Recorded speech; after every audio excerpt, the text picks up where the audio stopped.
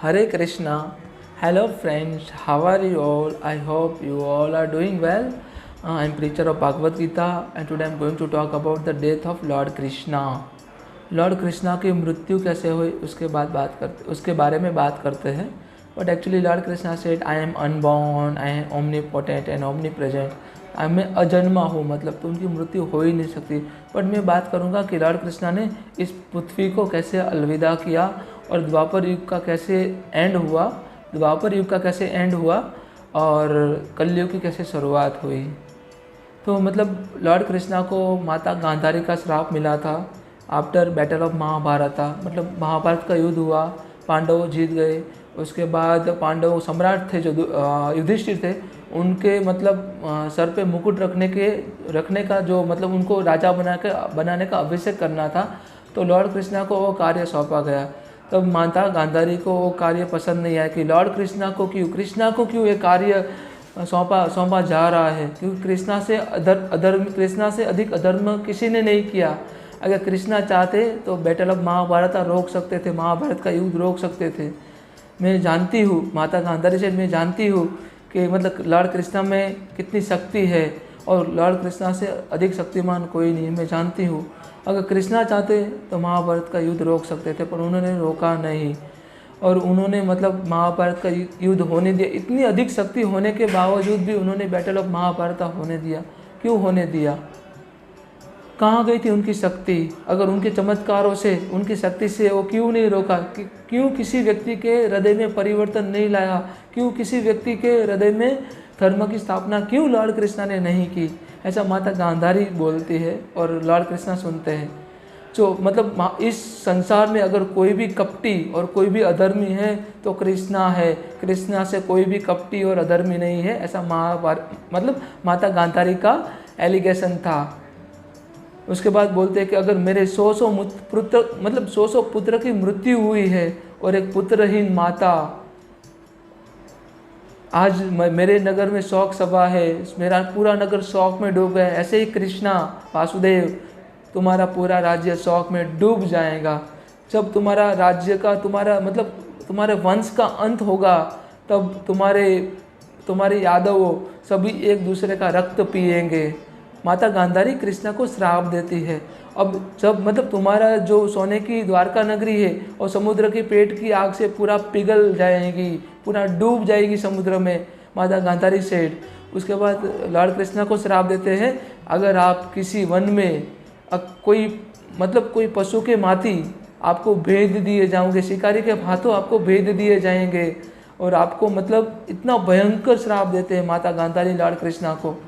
Lord Krishna कहते हैं, तभी मतलब अर्जुन और माता कुंती माता गांधारी को रियलाइज़ करवाते हैं. तो माता गांधारी 2 हाथ जोड़ के बोलते, वासुदेव कृष्ण मेरे से गलती हो गई, मुझे माफ़ कर दो, मैंने आपको श्राप दे दिया क्योंकि मैं अपने पुत्र प्रेम में, मेरे 100 पुत्र की मृत्यु हुई थी, उसमें उसके गम में, उसके दुख में इतना डूब गई थी कि मुझे मतलब भान नहीं रहा कि मैं मतलब आपको मैंने श्राप दे दिया. तो लॉर्ड कृष्णा कहते हैं यहाँ पे, नहीं माता गांधारी, आपने कुछ भी अनुचित नहीं किया. Listen it very carefully. नहीं माता गांधारी, आपने कुछ भी अनुचित नहीं किया. आशीर्वाद और श्राप तो समय उसकी योजना के अनुसार बुलवाते हैं. Listen it very carefully. आशीर्वाद और श्राप तो समय उसकी योजना के अनुसार बुलवाते हैं. आपने कुछ भी अनुचित नहीं किया. आपको पता है माता, जब दुर्योधन की जंगा टूटी थी, वो चीख मेरी थी माता. मैं ही आपका पुत्र हूँ माता, मैं ही आपका शत्रु हूँ माता, मैं ही आपका मित्र हूँ माता. जो मतलब महाभारत के युद्ध में जो हर एक सैनिक जो मर रहे थे, उनका जो मतलब वो मुझे उनकी पीड़ा मुझे देख के जाते थे, उनकी पीड़ा मुझे महसूस होती थी. माता आपने कुछ भी अनुचित नहीं किया. आज है वासुदेव कृष्ण आपका जो श्राप है उसको स्वीकार करता है. मैंने मेरी पूरी लाइफ में हर एक माता का ब्लेसिंग, आशीर्वाद स्वीकार किया है, मुझे आशीर्वाद मिला है. आज है वासुदेव कृष्ण आपका जो श्राप आपने दिया है उसको स्वीकार करता है. माता मैं आपको वचन देता हूँ, माता गांधारी, लॉर्ड कृष्णा सेठ, माता गांधारी मैं आपको वचन देता हूँ, अगर मेरे वंश का नाश का समय आएगा तब मैं अपने सुदर्शन चक्र से अपने यादवों के ऊपर प्रहार करूंगा, मेरे वंश के ऊपर, मेरी द्वारका नगरी के ऊपर प्रहार करूंगा, मैं आपको वचन देता हूँ माता। तब माता कुंती कहती है, यादव के लिए तुमने मतलब कृष्ण तुमने कितना मतलब दुख झेला हुआ है, तुमने कितना संघर्ष किया है, खुद अपने हाथों से अपने वंश का नाश कर दोगे।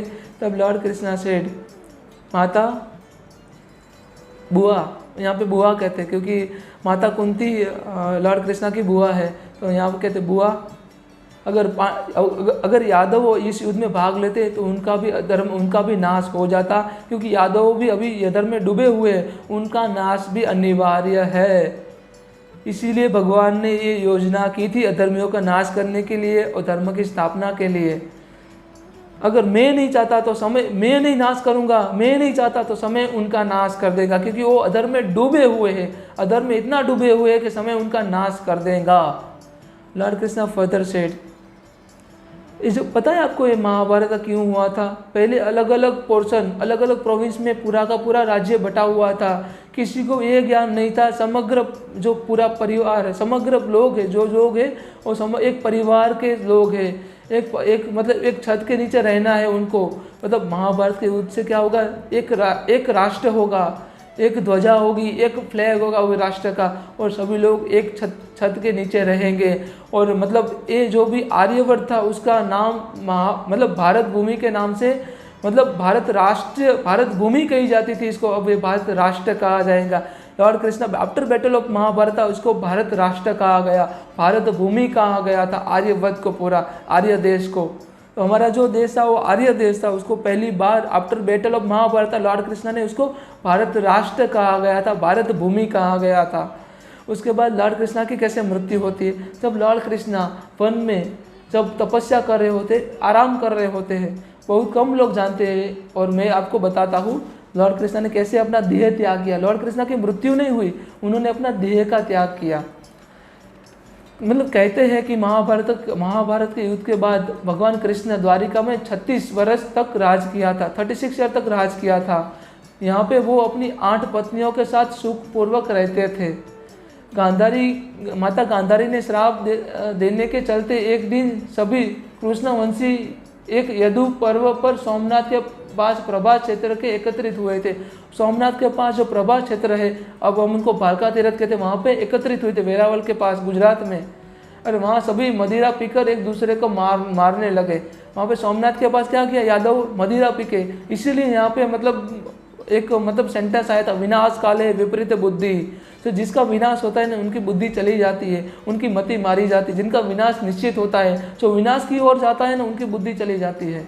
इस तरफ कृष्ण को छोड़कर सभी मारे गए, यहाँ पे कृष्ण को छोड़कर सभी मारे गए, सभी यादवों का नाश हुआ, सभी यदुवंशियों का नाश हुआ। सभी यादवों को पास आपसी झगड़े में मारे जाने के बाद महाभारत के महोत्सव पर्व में रोमांचकारी विचरण मिलता है। वह लोग ने श्री कृष्ण से कहा अनुसार द्वारका छोड़ दी और हस्तिनापुर की शरण ले ली। भगवान कृष्ण ने द्वारका नगरी छोड़ दी, मतलब जब यदुवंश का नाश हो गया, द्वारका नगरी छोड़ दी और हस्तिनापुर चले गए। जरा नाम का एक शिकारी, लिसन इट वेरी केयरफुली, जरा नाम का एक शिकारी ने श्री कृष्ण को मृग समझकर विषयुक्त बाण चला दिया।